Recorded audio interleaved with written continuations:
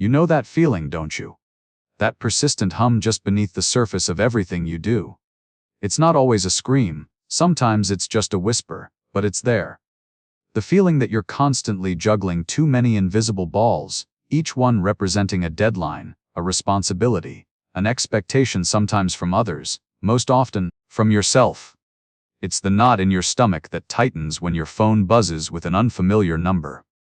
It's the endless loop of what-ifs playing on repeat in your mind, especially when the house goes quiet at night and your thoughts decide it's their time to shine.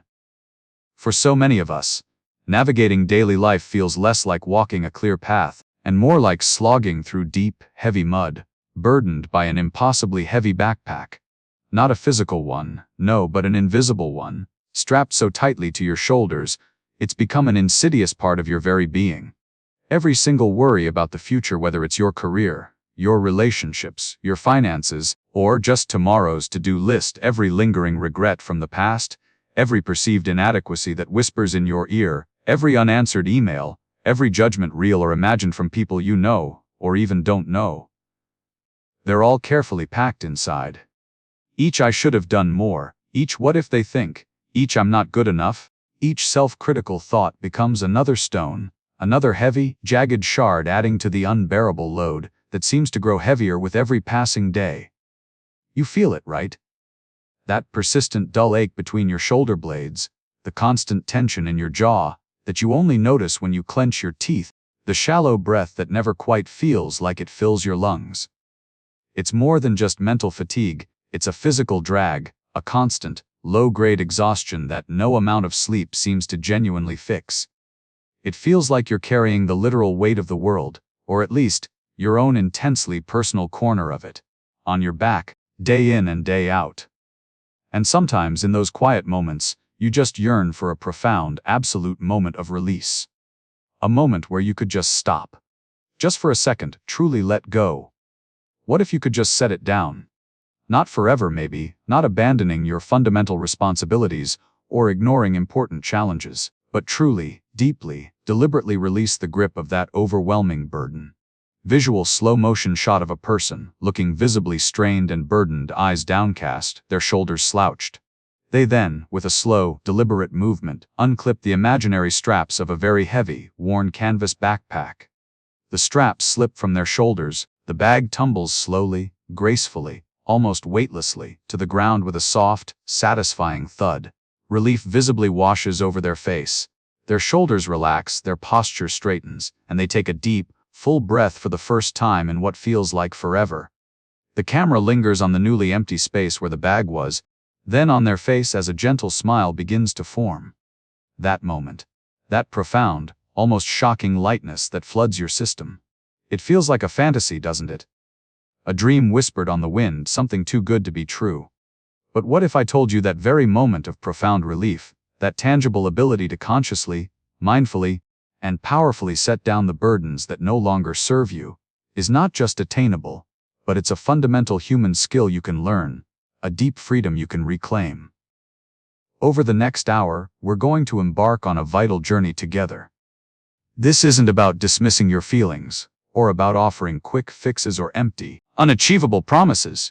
This is about understanding the very nature of the invisible weight we carry, how we pick it up, why we often cling to it so fiercely, and, crucially, the clear, practical, actionable steps you can take to unburden yourself, one conscious decision at a time. We're going to uncover profound insights that will fundamentally shift your perspective, actively calm your nervous system, and empower you to shed the insidious anxieties and stresses that have been holding you hostage for far too long.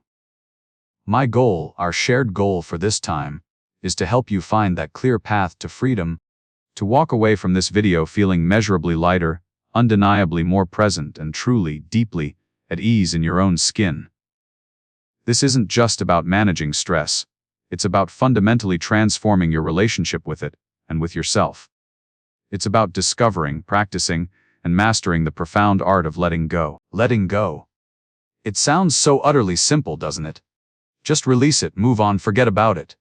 But, for most of us, especially when we're caught in the relentless, invisible grip of anxiety or the crushing weight of stress, it feels like an impossible feat. We often mistake true letting go for forgetting something important, or pushing uncomfortable feelings down, or even worse, pretending that difficult experiences never happened at all. But what if I told you that genuine letting go isn't about erasing memories, ignoring your responsibilities, or dismissing your emotions? What if it's actually about something far more profound and liberating, finding a deep, quiet sense of peace right here, right now, exactly as things are? That's the core idea we're diving into today. For an incredibly long stretch of my life, my own mind felt like a chaotic, never-ending battlefield. I vividly remember a period, not too long ago, where I felt constantly tethered, almost physically chained, to an exhausting cycle of what-ifs and should-haves. Every single decision, no matter how small, became an agonizing, drawn-out analysis of every conceivable future disaster. Every past interaction, every minor slip-up, was replayed endlessly in my head, scrutinized under a harsh microscope, critiqued with brutal self-judgment, and then, inevitably, replayed again, louder each time.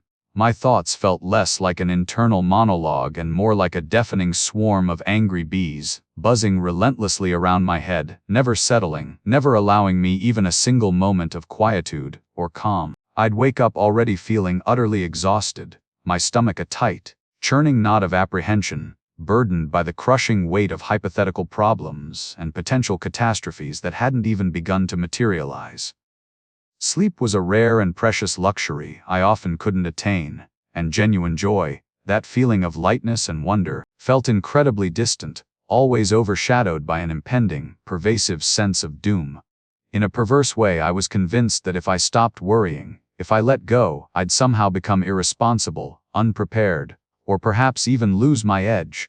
My anxiety had become a twisted kind of security blanket, even as it slowly, relentlessly, suffocated me from the inside out.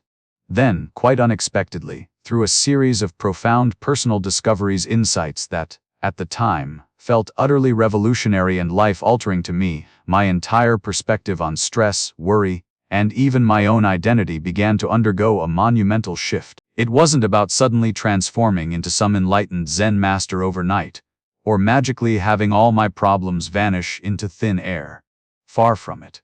It was about understanding, deep in my bones, that I possessed an inherent, powerful choice in how I chose to relate to those problems, to those anxieties, to those unbidden thoughts. I started to perceive, with startling clarity, that my incessant worrying wasn't truly protecting me or preparing me. Instead, it was actively imprisoning me, building higher and higher walls around my potential for peace and happiness.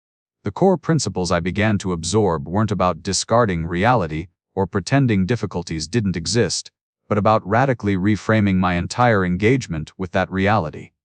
It taught me, with a gentle yet firm hand, that genuine peace wasn't to be found in the elusive absence of challenges or discomfort, but rather in my developing ability to release the incredibly tight, often unconscious, grip I had on outcomes, on past regrets that couldn't be changed, and on future fears that hadn't yet arrived.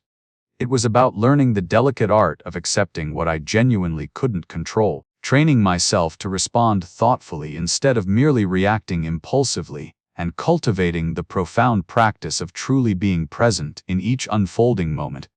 And that, my friends, is precisely the deeply personal and transformative journey I want us to embark on together in this video. This isn't just going to be about abstract theories or academic concepts. It's about practical, tangible, and actionable shifts that you can integrate into your own life to profoundly transform your daily experience. We're going to dive deep into what true letting go actually means for real people living real lives, not as some unattainable final destination, but as a continuous, empowering practice. My sincere hope is, by the time we reach the end of our discussion today, you'll not only feel a little lighter in spirit, a bit more unburdened, but you'll also walk away with specific, powerful tools and a renewed perspective to untangle yourself from those stubborn, anxious thought loops, to quiet the internal chaos, and to find your very own unique path to a calmer, more peaceful, and genuinely more fulfilling existence. So, are you ready? Let's begin this journey together. If you've ever felt that relentless hum of worry, that pit in your stomach, or that surge of adrenaline when there's no real danger, you're not alone. And here's the crucial insight I want to share. Right from the start, anxiety isn't a personal failing. It's not a sign of weakness. It's a perfectly natural, albeit often overactive, system within us. Think about it this way: for millennia, our ancestors faced genuine, immediate threats: predators, rival tribes, harsh environments. Their survival depended on a lightning-fast fight or flight response. See a tiger, get an instant surge of adrenaline, sharpened senses and muscles primed to run or defend. That system worked beautifully. The problem is, we still have that ancient wiring, but our modern threats are emails, deadlines, social media scrutiny, and the relentless stream of news. Our smoke detector, designed to warn us of a house fire, is now constantly going off because someone burned toast next door, or maybe just because it thought it smelled something faintly smoky in the distance. It's incredibly sensitive, and while its intentions are good to keep us safe, it's exhausting when it's always blaring. This oversensitivity is the core of what I call the anxiety cycle, and understanding it is absolutely the first, most powerful step towards regaining control. Here's how it usually plays out. It all starts with a trigger. This can be external: a stressful email, a social event, a looming deadline, or internal, like a physical sensation, a memory, or even just a random thought. Once that trigger hits, it immediately sparks a thought. Now, these aren't always rational thoughts. They're often automatic, quick judgments: I'm going to fail, they're judging me, something bad is going to happen, I can't handle this. This thought isn't just an abstract idea, it carries significant weight, because our brain interprets it as a genuine threat, and that interpretation immediately kicks off a feeling.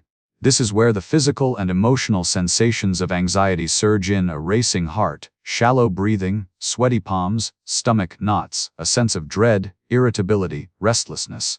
Your body is preparing for that fight or flight, even if there's no tiger in the room. Finally, these feelings drive a behavior. This might be avoidance: skipping that social event, procrastinating on that task. It could be excessive safety seeking, constantly checking for reassurance, over-planning, or needing everything to be perfect. Or it might be rumination, endlessly replaying scenarios in your head. The crucial thing is, these behaviors, while providing a temporary sense of relief, actually reinforce the cycle. They teach your brain that the perceived threat was real, and that your anxiety response was necessary. It confirms the danger and strengthens the pathway for the next time. Now, it's important to differentiate here between stress and anxiety. Stress, at its core, is a response to an external demand or pressure. It's the traffic jam, the demanding boss, the bills. It's a temporary state, often resolved when the demand is met. Anxiety, on the other hand, is an internal reaction to the perception of threat, often triggered by stress, but it lingers and takes on a life of its own. Stress is the situation, anxiety is the worry and fear about the situation, and often about the potential future implications of that situation. Recognizing this cycle isn't about blaming yourself. It's about understanding the mechanics of a powerful, ancient system that, in our modern world, has simply become a bit overzealous. You are not broken. Your system is just a little confused. And understanding how it gets confused is truly the first monumental leap towards learning how to guide it back to a calmer, more balanced state. We're not trying to get rid of the smoke detector entirely. We're just trying to teach it to only go off when there's an actual fire. This knowledge, this insight is your superpower. How many of you, deep down, believe that if you just tried harder, planned more, worried enough, you could somehow steer every single outcome in your life exactly where you want it to go? It's a seductive idea, isn't it? This notion that we can and should control everything. But here's the brutal truth: that relentless pursuit of absolute control, it's not just futile, it's a primary, often silent, engine of our anxiety and stress. We spend so much mental and emotional energy trying to micromanage variables that are simply not ours to command. This brings me to a concept I find incredibly powerful, something I started thinking about years ago, which I like to call the circles of control and concern. Imagine two concentric circles. The outer, much larger circle is your circle of concern. This encompasses everything you care about: your health, your job, your relationships, The economy, global events, the weather, what people think of you. It's a vast, sprawling landscape of things that matter to you. Now, inside that is a much smaller circle, your circle of control. This includes things like your effort, your attitude, your choices, your reactions, your boundaries, how you spend your time. See the difference? Our concern often extends far beyond our actual ability to influence. Think about it like this: the weather. You might really want a sunny day for your outdoor event. You might plan it meticulously, check forecasts, even pray. But can you control the clouds, the rain, the wind? Absolutely not. Spending the entire week before your event obsessing over the weather forecast, panicking about potential rain, getting angry at the sky, that energy is completely wasted. It changes nothing about the weather, but it does change everything about your peace of mind. That frustration, that anger, that stress. It comes from bumping up against the undeniable wall of the uncontrollable, while still clinging to the idea that you should be able to change it. Now, some might hear this and think, oh, so I should just give up, be passive, and that's a common misconception. Accepting a lack of control over certain outcomes is not a sign of defeat. In fact, it's one of the most empowering shifts you can make. It's a liberation. It's not about becoming a victim of circumstances. It's about recognizing where your power truly lies. When you stop banging your head against the wall of the uncontrollable, you free up an immense amount of energy. And this is where letting go truly comes into its own. It's not about apathy. It's not about not caring.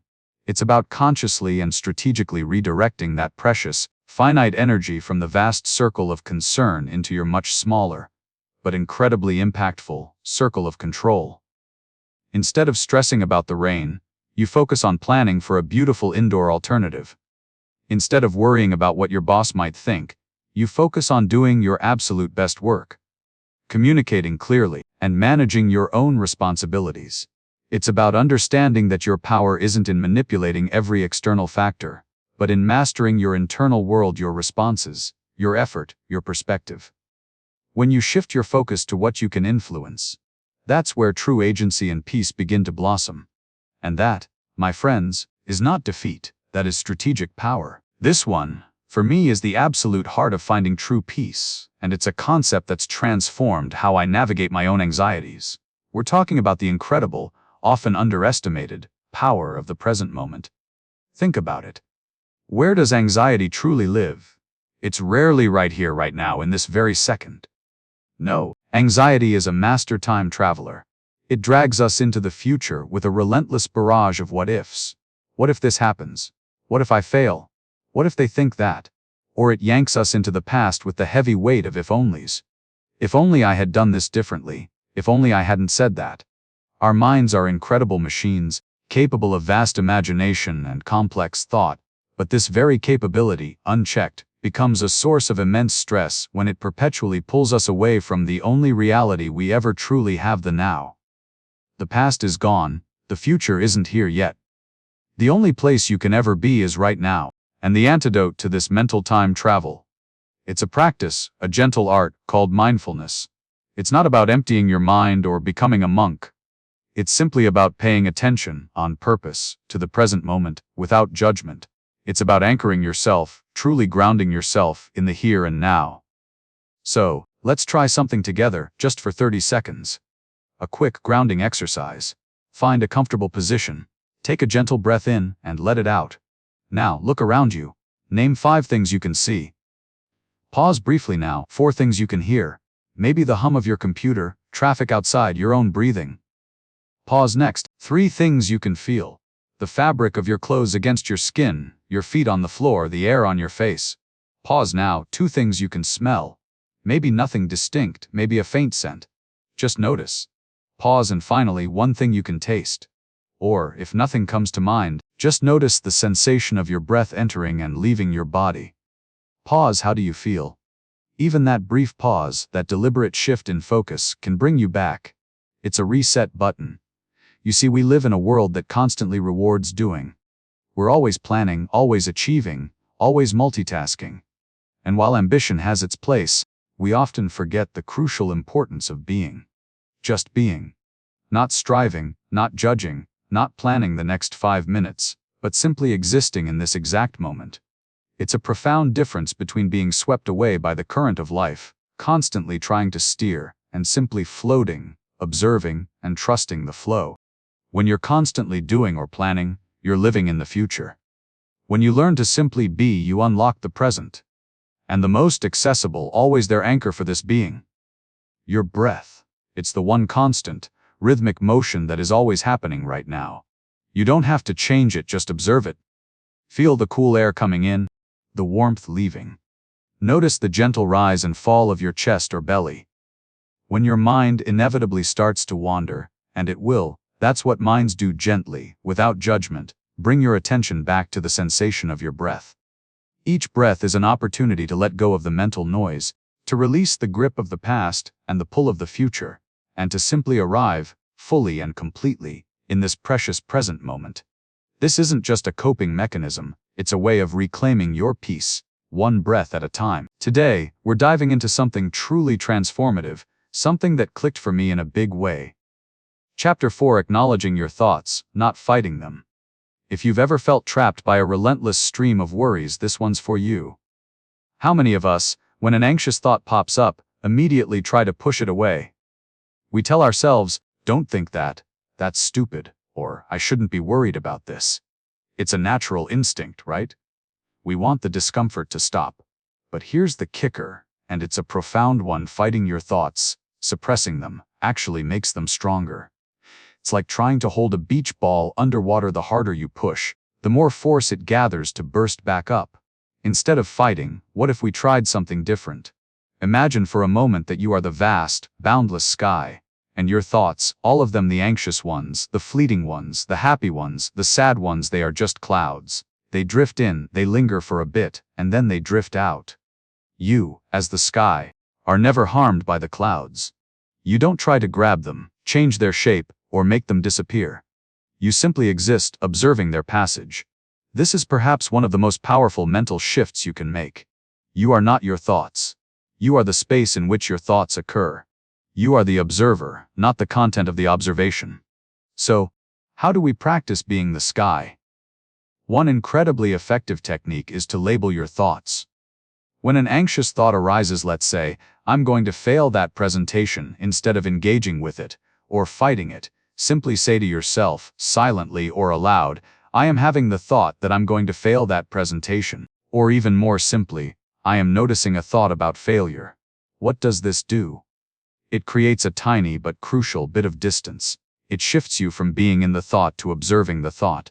It's a gentle acknowledgement, a nod, without judgment or engagement. This brings us to the rebound effect of thought suppression. Psychologists have studied this extensively. When you actively try not to think about something, say, a white bear, what happens? All you can think about is a white bear? Your brain, when told to suppress, actually pays more attention to the forbidden thought, ensuring it reappears with greater intensity.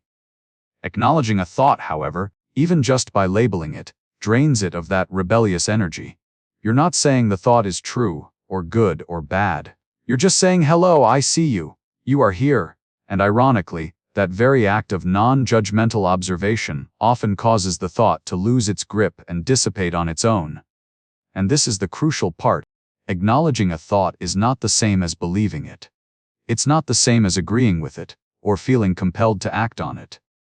You are simply noting its presence. Just because your brain generates a thought doesn't mean it's a fact, or that it demands your immediate attention, or that it requires you to change your plans. Your mind is a thought-generating machine, and it throws up all sorts of things. Most of them are just noise. You have the power to decide which thoughts you will entertain, which ones you will investigate, and which ones you will simply let float by. You are the gatekeeper, not the slave to every mental whisper. So, the next time anxiety tries to grip you, remember the sky, remember the clouds, and gently, without judgment, acknowledge what's passing through your mind. I am having the thought that this isn't about magical erasure, it's about disarmament. It's about taking away the power that fighting gives your anxious thoughts. Practice this, and watch how your inner landscape begins to shift. See you in the next chapter. We've talked a lot about the mental gymnastics of letting go, but what if I told you your body keeps a meticulous scorecard of every stressor you've ever faced? It's true. Our minds and bodies aren't just connected, they're inseparable, constantly communicating. And often, our bodies are screaming what our minds are too busy to acknowledge. Think about it when you're facing a deadline, an argument, or general overwhelm. Where do you feel it? For me, it's often a knot in my stomach, shoulders practically glued to my ears, and a jaw so tight I could crack walnuts. This isn't just psychological, it's a primal, physiological response. Our ancient fight or flight system kicks in, flooding our system with cortisol and adrenaline. These stress hormones prepare us for immediate danger, to run or fight. But in modern life, that danger is rarely a saber-toothed tiger. Instead, it's an email inbox. So, what happens to all that pumped-up energy? It gets stuck. Our muscles tense, ready for action that never comes. Our breathing becomes shallow, rapid, restricted to the chest, depriving our brains and bodies of the oxygen they truly need. It's a vicious cycle. Mental stress creates physical tension, which then feeds back into our mental state, telling our brains danger, stay alert. But here's the beautiful part: we can reverse this. We can consciously release that stored tension, essentially telling our bodies, it's safe now, stand down. One of the most powerful ways I've found to do this is through progressive muscle relaxation, or PMR. It's incredibly simple, yet profoundly effective. Let's try a mini version together right now. You can do this sitting or lying down. Close your eyes if comfortable. Take a deep breath. Now, focus on your feet and toes. Really scrunch them up, tense every muscle as hard as you can. Hold it for 5, 4, 3, 2, 1 and completely relax. Feel that warmth, that melting sensation as tension drains away. Notice the difference. Now, move up to your calves and thighs. Tighten them, squeeze them, feel the effort. Hold it and release. Let them go slack. Next, your glutes and stomach. Pull them in tight. Hold it and release. Feel yourself sinking deeper. Your hands and forearms. Make tight fists. Squeeze, squeeze, squeeze. Hold and release. Let your fingers unfurl, feeling loose. Now your shoulders. Shrug them right up to your ears, creating tension. Hold and release. Let them drop heavy. Finally, your jaw and face. Clench your teeth, squint your eyes, frown, hold and release. Let your facial muscles soften, your jaw hang slightly open. Take a moment. Notice how your body feels.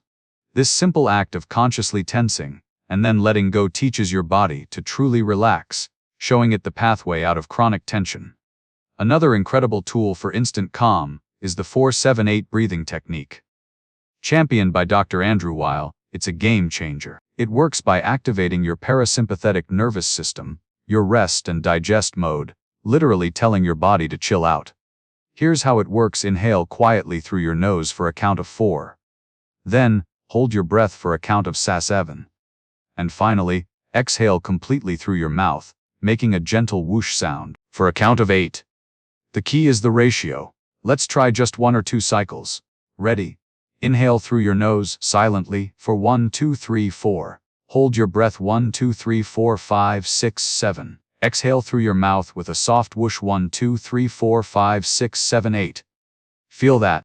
Even 1 cycle can start to shift your state. Practice this a few times a day, especially when you feel that familiar knot of anxiety. It's like an internal reset button. And finally, let's talk about movement. When we're stressed, our energy literally gets stuck. We hunch, we brace, we become rigid. Think of a cat stretching after a nap. It's instinctual. Animals shake off stress. We too can release that trapped energy through gentle movement. You don't need a gym or a fancy yoga class. Simple stretching throughout your day, rolling your neck slowly, shrugging your shoulders, gently twisting your torso. These aren't just physical exercises. They're acts of liberation for your mind and body. It's about reconnecting with your physical self, listening to what it needs, and allowing the flow of energy that stress has constricted. So, remember this: your body isn't just a vehicle for your mind, it's an active participant in your emotional landscape. By consciously releasing tension, by calming your breath, by allowing gentle movement, you're not just improving physical comfort. You're profoundly calming your mind, creating space for clarity, and truly beginning to let go of the physical scorecard of stress. Start small, try one of these techniques daily, and notice the incredible shift. Alright, so we've talked a lot about external letting go, releasing the grip on things outside ourselves. But what about the landscape within? Today, we're diving into what I've come to call radical self-compassion, and honestly, this is where the real deep work begins if you want to truly free yourself from that nagging anxiety. Think about it, who's the harshest critic in your life? More often than not, it's that voice in your own head. The one that dissects every mistake, prejudges every action, and tells you you're not good enough, smart enough, or calm enough. That relentless inner critic. That's prime fuel for anxiety. It keeps you trapped, perpetually feeling like you're falling short. The idea here is strikingly simple, yet profoundly challenging. Treat yourself with the same kindness you would offer a struggling friend. When a friend comes to you hurting, do you berate them? Do you tell them they're stupid for feeling that way? No, of course not. You listen. You offer comfort. You remind them they're human. Self-compassion is simply extending that same grace inwards. Now, let's clear up what self-compassion isn't. It's not self-pity. Self-pity is wallowing, getting lost in your suffering, and feeling like you're the only one. Self-compassion acknowledges suffering, but connects it to a universal human experience. It's also not self-esteem. Self-esteem is often based on external achievements or comparing yourself favorably to others. Self-compassion, on the other hand, is unconditional. It's about valuing yourself despite your flaws and failures, not because you're perfect. It's about acknowledging your shared humanity. We all mess up. We all struggle. So, let me ask you something right now. What's the tone of your inner voice? Just for a moment, tune in. When you make a small mistake or feel a wave of worry, what's that immediate internal commentary? Is it gentle? Or is it sharp, critical, demanding? Noticing without judgment is the first powerful step. Here's an ancient wisdom that really crystallized this, for me, the concept of the two arrows. Imagine you're walking through life and you're hit by an arrow. That first arrow is the painful event itself, a failure at work, a breakup, a moment of embarrassment, a physical illness. It hurts, naturally. That's the suffering inherent in life. But then, almost immediately, we often shoot ourselves with a second arrow. This second arrow is our judgment, our self-criticism, our shame about the first arrow. Why did I do that? I'm so stupid. I always mess up. I should be over this by now. That second arrow? That's what truly intensifies our suffering and fuels our anxiety. The first arrow might be unavoidable, but the second one, we often aim squarely at ourselves. Self-compassion is about recognizing and choosing not to shoot that second arrow. So, how do we practice this? It's simpler than you might think. When you feel that familiar pang of anxiety, that surge of self-criticism, try this. Gently place a hand over your heart. Feel the warmth of your hand, the gentle rise and fall of your chest. This simple physical gesture is a powerful signal to your nervous system. And then say softly to yourself, either out loud or in your mind, this is a moment of suffering. That's it. Just acknowledge it. This is hard right now. Or, I'm really struggling. You can even add, may I be kind to myself in this moment. This isn't about fixing it or making it go away or even understanding why. It's about pausing, offering a moment of radical kindness, and shifting from judgment to presence. It's a way of saying, hey, I see you, you're hurting, and that's okay. This practice isn't indulgent, it's foundational. It's how we start to disarm that inner critic, how we stop shooting ourselves with unnecessary second arrows. When we allow ourselves compassion, we create an internal space for healing, for resilience, and for a deep, genuine sense of peace. Letting go of the need for perfection and embracing our own humanity is one of the most liberating acts we can undertake. Start today.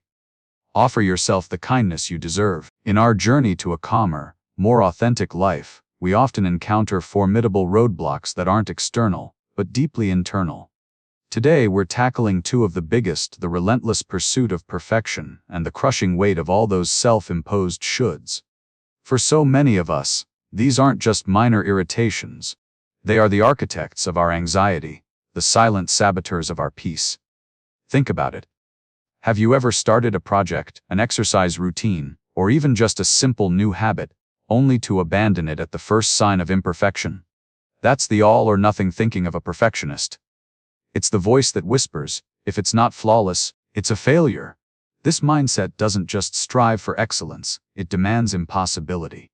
It creates an internal pressure cooker, where any deviation from the ideal is catastrophic, leading to paralysis, procrastination, and ultimately, burnout. We get stuck in this loop, where the fear of not being perfect prevents us from even starting, or worse, from celebrating any progress we make because it isn't the absolute pinnacle. We convince ourselves that unless it's 100%, it might as well be 0%. And that, my friends, is a direct path to chronic stress and anxiety. So, how do we dismantle this internal critic? We start by adopting a powerful new mantra: progress, not perfection. This isn't about lowering your standards, it's about shifting your focus. It's about understanding that consistent, imperfect effort will always outshine the elusive dream of a flawless outcome. When you commit to progress, you give yourself permission to learn, to stumble, to adjust, and most importantly, to keep moving forward. A 70% effort, consistently applied, is infinitely more effective and less anxiety-inducing than waiting for that mythical 100% moment that never arrives. Just showing up and doing something is a win. Now, let's talk about those shoulds. Oh, the insidious shoulds. I should be further along in my career. I should have a perfect body. I should always be happy and positive. I should never make mistakes. These statements often aren't our authentic desires but rather internalized expectations from society, family, friends, or even idealized versions of ourselves we see online. They are external benchmarks we've adopted as our own, and they become a constant source of comparison and self-judgment. The danger here is that they rarely align with our true values or our current reality, trapping us in a cycle of never feeling good enough. The first step to freedom is to identify them. Start listening to your inner monologue. When you feel that pang of inadequacy or guilt, ask yourself, is there a should hiding behind this feeling? Once you've identified a should statement, challenge it. Ask, who says I should? Is this expectation truly mine, or am I borrowing it from someone else's rulebook? What would actually happen if I didn't adhere to this should? Often, you'll find that the consequences are far less dire than your anxiety makes them out to be. Releasing these borrowed expectations frees up immense mental and emotional energy, allowing you to live more authentically, guided by your own compass. Finally, to truly embed the progress, not perfection mindset, we need to rethink our goals. Many of us naturally gravitate towards outcome-based goals. I will lose 10 pounds. I will finish this massive report perfectly. I will get that promotion. While outcomes are important, fixating solely on them can amplify perfectionism and anxiety because they're often not entirely within our control and can feel overwhelming. Instead, I encourage you to set process-based goals. What does that look like? Instead of I will lose 10 pounds, shift to I will go for a 30-minute walk 3 times a week, and add 1 extra serving of vegetables to my dinner daily. Instead of I will finish this massive report perfectly, try I will dedicate 2 uninterrupted hours each morning to working on the report and focus on completing 1 section at a time. Notice the difference. Process-based goals focus on the actions you can consistently take, regardless of the immediate result. They are within your control, they build habits, and they allow for good enough moments without derailing your entire effort. When you consistently show up for the process, the outcomes naturally follow, often with less stress and greater joy. You're building resilience and celebrating effort, not just achievement. Embracing good enough isn't about settling. It's about liberation. It's about giving yourself permission to be human, to make mistakes, to learn, and to grow without the crippling fear of not measuring up. Let go of the illusion of perfection and the tyranny of the shoulds.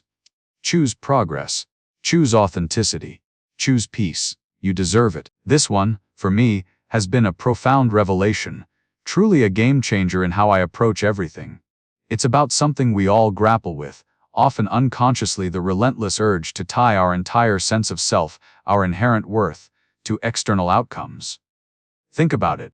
How many times have you felt on top of the world because a project soared, or absolutely crushed, fundamentally diminished, because something didn't pan out precisely as you'd hoped? We are incredibly quick to let those external results, often influenced by a myriad of factors beyond our control, define who we are at our core. And honestly, living that way? It's utterly exhausting. It constructs a deeply fragile foundation for your self-esteem, perpetually built on shifting sands, on things you often can't fully orchestrate. Let me give you an image I find incredibly powerful and clarifying the archer. Picture a truly skilled archer, focused, deliberate, pulling back the bowstring. What are they truly focused on in that moment? Their stance, their steady breath, the precise alignment of their arm, the smooth, controlled release. Every single detail of their execution, their internal process, their mastery of technique. They are masters of their own form, their intention, their deliberate effort. They aim for the bullseye.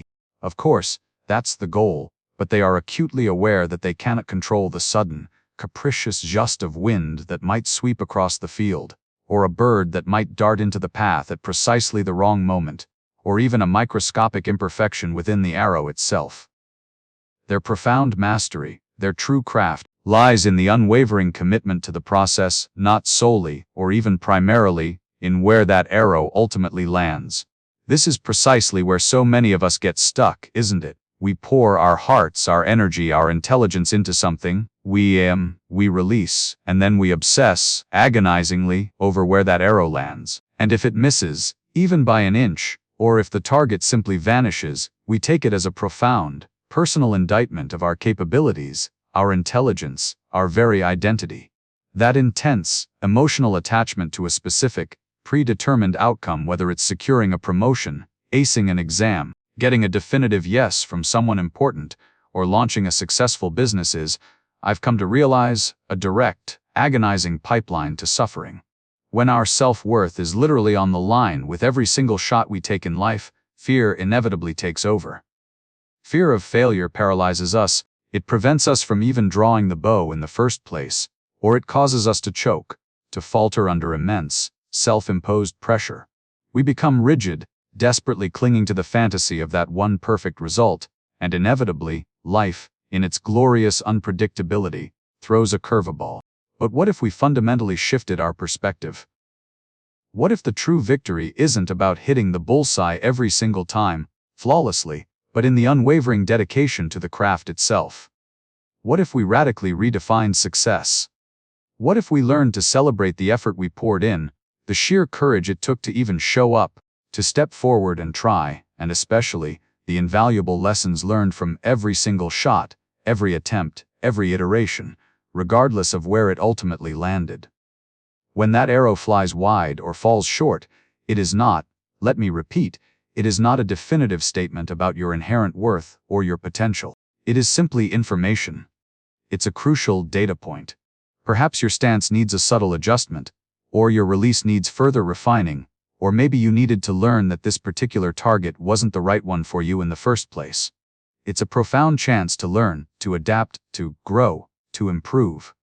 It's a call to curiosity, not self-condemnation. This mindset, this radical, yet liberating detachment from specific results, while simultaneously maintaining an unwavering, passionate commitment to our effort and intention, is incredibly empowering. It builds a kind of inner resilience that becomes truly unshakable. When you genuinely know, deep down, that your worth isn't contingent on external validation or the fleeting triumphs of specific successes, you become fearless in the most beautiful, authentic way. You are freed to try new things, to experiment boldly, to innovate without the crushing weight of expectation, to take calculated risks that once seemed terrifying. Why? Because the failure isn't a threat to your core identity, it's simply another vital step on the expansive path of learning and becoming. You show up, you give it your absolute all, you engage, you learn, and then you compassionately move forward, perhaps wiser, certainly more experienced. That, my friends, is the real enduring power. It fosters a deep, abiding sense of peace, and an incredible, persistent willingness to engage with life fully, vibrantly, knowing that the ultimate reward is not just in the final destination, but profoundly, beautifully, in the journey, in the making, in the trying, in the courageous act of showing up again and again. If you've ever felt that persistent tug, pulling you into the past, anchoring your spirit to old wounds and regrets, then this chapter is your lifeline. We're diving into forgiving the past to free your present, and it's less about a lofty ideal and more about a practical strategy for peace. Our present anxiety, our daily stress, often isn't just born of today's challenges. It's frequently a ripple effect from yesterday's unaddressed grievances, mistakes, or unresolved conflicts.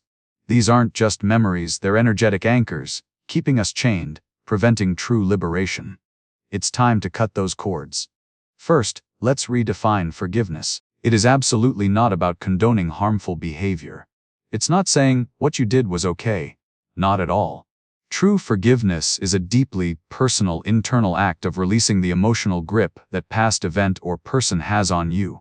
It's a conscious decision to stop letting someone else's past actions dictate your present peace. It's an act of radical self-love, freeing yourself from the constant retriggering and rumination. Think of it this way: holding on to resentment is like drinking poison and expecting the other person to suffer. It's a cliché because it's profoundly true. That simmering anger, that bitter replay of events, who truly suffers? Only you. Your peace, your health, your present joy are all casualties of that internal war. It drains your mental bandwidth, clouds your judgment, and keeps your system in a perpetual stress response. It's a self-inflicted wound preventing genuine healing. So, let's try something simple. Close your eyes if you can. Take a slow, deep breath. Bring to mind a specific past hurt, a lingering grievance that still feels heavy. Don't wallow, just acknowledge its presence. Now, visualize a thick, energetic cord connecting your heart space to that past event or person. Feel its pull, the way it tethers you to that pain. See its color, its texture. Now, imagine you have a tool, a luminous sword, sharp scissors, whatever feels right. With a firm, deliberate intention, cut that cord. Slice through it. Feel the momentary resistance, then the undeniable snap. Watch the ends retract. Feel that connection sever. Take another deep breath, and with it, feel a release, a lightness. You're not erasing the past, just releasing its power over you. Open your eyes when you're ready. This exercise helps with others, but there's a crucial, often harder, step: self-forgiveness. We are, more often than not, our own harshest critics. The mistakes we've made, the choices we regret, the ways we've fallen short, these can haunt us more fiercely than any external critique. That inner judge is a relentless taskmaster. Self-forgiveness isn't about excusing yourself or pretending you didn't mess up. It's about acknowledging your humanity. It's extending yourself the same compassion you'd offer a friend. You did the best you could with the resources you had then. Holding on to self-recrimination, shame, and guilt only traps you in a cycle of self-punishment, blocking growth and perpetuating anxiety. It's a massive source of present-day stress. To truly free your present, you must release yourself from these internal chains. Forgiveness of others and, profoundly, of yourself is not a weakness. It is one of the most pragmatic, courageous, and self-liberating acts you can undertake. It unlocks your emotional freedom, allowing you to step fully into your present, unburdened. Give yourself that powerful gift. You absolutely deserve it. So we've talked a lot about the art of letting go, shedding the anxieties, releasing the stress, dropping the baggage we didn't even realize we were carrying. But here's the thing, and this is where many of us get stuck: simply removing the negative doesn't automatically create the positive. You see, when you let go of something, you create a vacuum. And nature abhors a vacuum, right? If you don't consciously fill that space, something else will rush in, often by default: more worries, old habits, or just a general sense of unease. As I like to think of it, is all about consciously, deliberately, and with great intention, filling that newfound space with peace, with joy, and with a profound sense of purpose. It's about cultivating, not just clearing. The first step in this cultivation process for me has been identifying my core personal values. Think of it like planting a garden. You've cleared the weeds, but what do you want to grow? If you don't know what truly matters to you, what principles you live by, what lights you up, what you absolutely refuse to compromise on, then you'll just plant whatever seems easiest, or whatever someone else tells you to. Take a moment to reflect: what makes you feel most alive, most authentic? Is it creativity, connection, growth, compassion, freedom? When your daily actions, your choices, and your new habits align with these core values, that's where genuine peace starts to take root and flourish. It's a powerful compass for everything that follows. Once you know what you want to grow, it's about nurturing it. And for me, that often comes down to small, daily rituals. We tend to think peace is this grand, elusive state we achieve on a mountaintop somewhere, but it's actually woven into the fabric of our everyday lives through consistent intentional moments. Maybe it's a quiet cup of tea before the house wakes up, truly savoring the warmth and the stillness. Maybe it's 5 minutes spent looking out a window at a tree, or stepping outside to feel the sun on your face, a conscious engagement with nature. Perhaps it's a specific piece of music that instantly calms your nervous system. These aren't extravagant gestures. They're micro moments of peace you deliberately create and protect. They're anchors in the storm, tiny non-negotiable appointments with your own well-being that prevent the vacuum from being filled by chaos. And speaking of protecting, this leads directly to the essential practice of setting healthy boundaries. You've worked hard to let go and cultivate inner peace. Now you need to safeguard it. Think of those boundaries as the fence around your beautiful new garden. They're not about pushing people away. They're about defining your space, your energy limits, and what you will and won't allow to intrude on your newfound calm. This could mean saying no to requests that drain you, limiting your exposure to negative influences, or simply giving yourself permission to disconnect when you need to. Sometimes, letting go means letting go of the need to please everyone else, so you can truly honor and protect the peace you've so carefully cultivated within yourself. Ultimately, remember that letting go isn't a one-time event, and neither is the creation of peace. It's an ongoing, beautiful practice of making space. Life is dynamic, things change, new challenges arise. So, we constantly revisit our values, adjust our rituals, and reinforce our boundaries. It's a continuous curation, a gentle but firm hand guiding what we invite into our lives and what we allow to stay. The deeper you delve into this process, the more you realize that the real art of letting go isn't just about what you shed. It's about the vibrant, meaningful, and incredibly peaceful life you intentionally build in the incredible space that opens up. Okay, so you've absorbed these ideas, but how do you actually do it? How do you move from nodding along to truly feeling lighter? That's why I've put together a simple 7-day action plan for you, a way to integrate these concepts into your very real, very busy life, starting right now. This isn't about perfection, it's about consistent, gentle practice. For day 1 and day 2, we're going to focus on 2 foundational practices. First, dedicate just 5 minutes each morning to a grounding exercise. This isn't complex meditation, it's simply bringing your awareness to your senses. Feel your feet on the floor, notice the temperature of the air, listen to the sounds around you. It's about planting yourself firmly in the present moment before the day sweeps you away. Second, throughout these 2 days, pay attention to anxious thoughts as they pop up. Don't fight them, don't judge them, just label them. Say to yourself, there's an anxious thought about work, or that's a worried thought about the future. Just by naming it, you create a tiny, crucial distance. You're observing it, not becoming it. Moving on to day 3 and day 4, we're going to tackle something that often keeps us tethered, trying to control the uncontrollable. For these 2 days, I want you to identify just one thing that is genuinely outside of your control. Maybe it's someone else's opinion, a past event, or a future outcome you can't influence. Once you've named it, I want you to verbally, even if it's just a whisper to yourself, practice letting it go. You can say, I release my need to control X, or I accept that Y is beyond my influence. There's a profound power in articulating that surrender. Alongside this, introduce a simple self-compassion phrase into your day. When you feel overwhelmed or inadequate, instead of self-criticism, try something like, may I be kind to myself in this moment, or this is a difficult moment, and I'm doing my best. Treat yourself with the same gentle understanding you'd offer a dear friend. By day 5 and day 6, you'll likely feel a shift. Now let's focus on the physical manifestation of stress and the mental traps we set.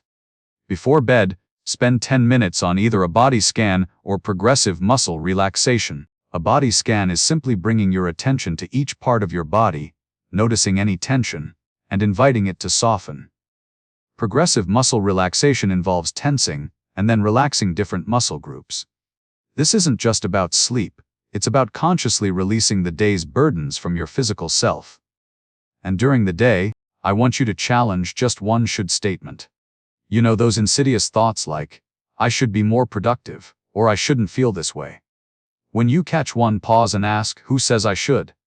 Is this truly necessary, or is it a self-imposed pressure? Just questioning it begins to dismantle its power.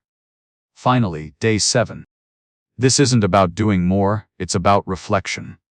Take some time today, perhaps with a cup of tea, and journal about one small weight you've consciously set down this week. It doesn't have to be a monumental breakthrough. Maybe it was letting go of a trivial irritation, or accepting that you couldn't finish every item on your to-do list. The key is to acknowledge that act of letting go. By recognizing these small victories, you reinforce the neural pathways for peace and resilience. You're training your mind to see that letting go isn't just an idea, it's something you do, and something that makes a real difference. This isn't a one-week fix, but a powerful start. Keep these practices going. Keep showing up for yourself. The art of letting go is a lifelong journey, and you've just taken some incredibly significant first steps. All right, so if you've been with me through this whole journey, thank you. We've unpacked a lot, haven't we? But before we wrap up, I want to leave you with 3 core takeaways, 3 deeply personal realizations that have genuinely shifted how I navigate the world, especially when anxiety tries to sneak in. These aren't just concepts from a book. These are principles I've tried to embody, and I genuinely believe they can transform your experience too. First up, and this one is utterly fundamental, acknowledge your thoughts, but for goodness sake, don't fight them. Seriously. Think about it. When an anxious thought pops up, our default is often to try and push it away, to argue with it, to suppress it. But what does that do? It gives it power. It turns it into this formidable opponent that you're constantly wrestling with. What I've learned, and what truly changed the game for me, is to just observe it. Picture your mind as a busy street, and your thoughts are cars driving by.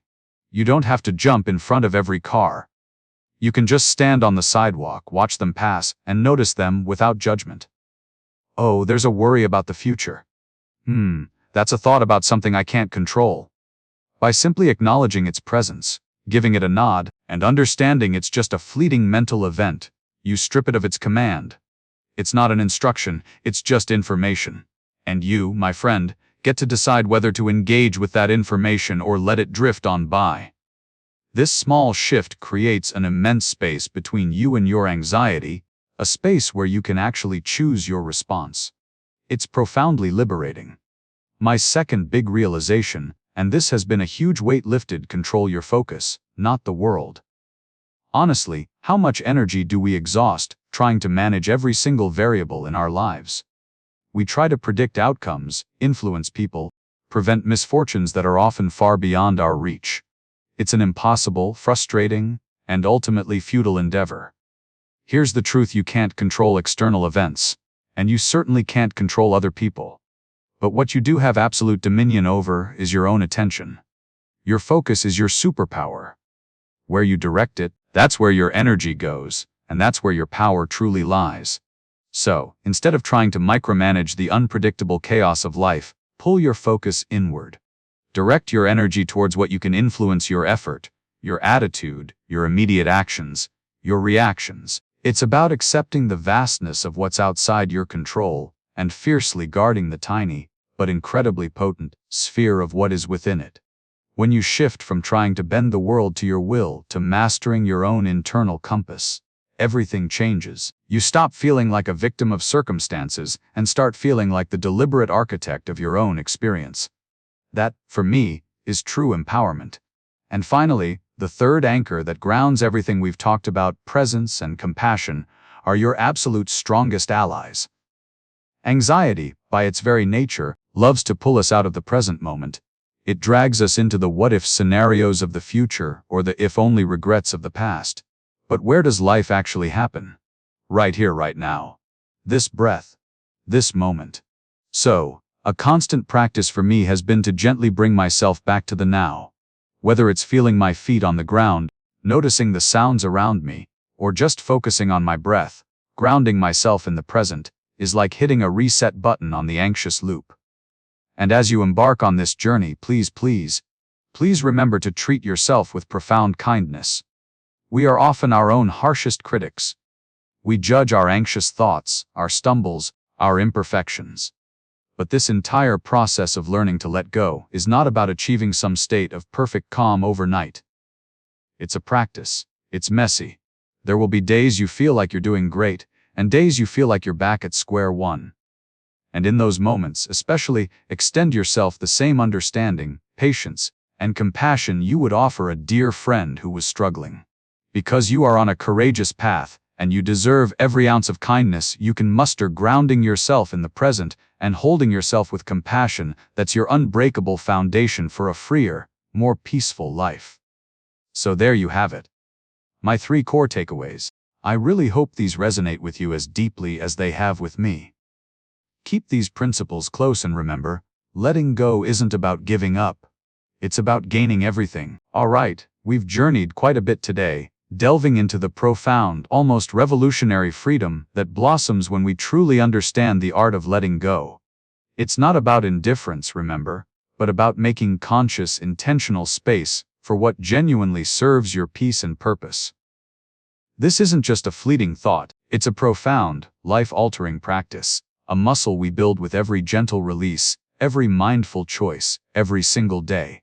The liberation from anxiety and stress isn't a destination, but an ongoing process, a dance between holding on and gracefully releasing. And that's precisely where our journey must continue, not just individually, but together, as a community. I truly believe that the most powerful transformations happen when we feel seen, heard, and supported. This channel, this growing collective, is designed to be that sanctuary, a place where we can openly explore these deeply personal paths to inner calm. So, as you prepare to step back into your day, I want to invite you to take a truly meaningful, albeit small, step with me. I encourage you, right here, right now, to share in the comments below just one thing. It doesn't have to be monumental, perhaps just a tiny worry, a stubborn expectation, or a self-imposed pressure that you are consciously committing to let go of this week. Imagine the collective power, the shared understanding, as we each declare our intention. Your vulnerability isn't just an act of commitment, it's a beacon of solidarity, illuminating the path for someone else who might be struggling with a similar burden. Let's build a tapestry of shared release, a testament to our collective strength. If today's exploration into the art of letting go resonated deep within you, if it offered even a glimmer of peace or a fresh perspective, then a simple gesture from you means the world to me. Please, hit that like button. It's your silent affirmation that we're touching upon truths that matter, and it helps this message of freedom reach more hearts seeking solace. And if you're ready to consciously cultivate a more serene and resilient inner world, if you want to keep equipping yourself with these vital tools for mental wellness, then don't hesitate to subscribe to the channel right now. Join our growing family. And for goodness sake, tap that notification bell. That way, you won't miss any future insights, meditations, or strategies designed to help you live more freely. Now, if you're feeling a gentle, undeniable pull towards immediate tranquility, towards a deeper integration of these principles right here, right now, I have the perfect next step for you. I highly recommend diving into our guided meditation, specifically crafted for releasing anxiety. It's more than just a video, it's an experience, a tranquil space, where you can immediately apply the wisdom we've discussed. It's a powerful way to shift from understanding to experiencing. You'll find a direct link to it popping up on your screen right now and, of course, conveniently placed in the description below. Let it be your next breath of fresh air. And speaking of practical tools for your journey, for those of you who thrive with structured support and tangible resources, I've poured a lot of thought into creating something truly special. It's a comprehensive, printable 7-day action plan, a step-by-step guide designed to help you embed the art of letting go into your daily routine. It's packed with prompts, reflective exercises, and actionable steps to transform these concepts into lived experience. No more just listening, start doing. The link to download your completely free copy is readily available in the description as well. Think of it as your personal compass on this path to liberation. Remember, this isn't just about passively consuming content. It's about active participation, about nurturing your growth, and about strengthening our shared human connection. Your comments, your likes, your subscriptions, your engagement, they are the lifeblood of this community. They are what make this space truly meaningful and supportive for every single one of us. So let's continue this incredibly profound journey towards a more free, a more peaceful, and a more authentically joyful you together. We're in this together.